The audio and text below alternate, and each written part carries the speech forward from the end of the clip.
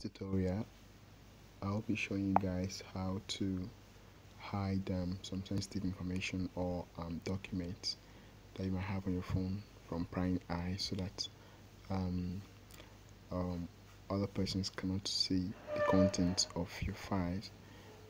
I'll be talking about, first of all, your images that you might have in your gallery, just to start with. And on the second part of the video, I'll be showing you guys how to bypass it.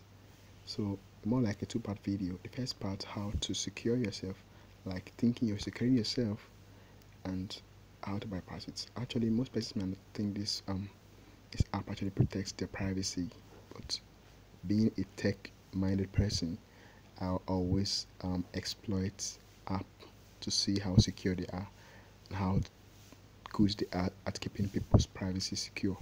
So this app is called Calculator. That's it. Here you have your pin set for it before you can use it. I already have some of my pictures I want to keep private here in my gallery. Hold on a little bit. Yeah, this part called pictures. These images now, I wouldn't want prying eyes to go through it. So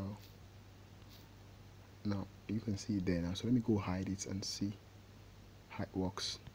So the regular person is just like your calculator. You can do 2 times 2 and equal to gives you 4, like normal calculator, but at the back end it has a way of hiding your files. So I'll just input my pin now, and it goes open. So let me just back up my files or secure them. Let me just add more files here from gallery and hide those files I don't want you to see. Picture. Let me just add them. Okay, look. So when I go back to the picture there in my gallery, that part called picture, it won't be there anymore. So not in like picture here anymore.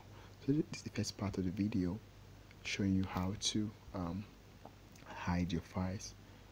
The second part will be how to bypass that lock. So just to be sure that your file is actually not secure as you think it is.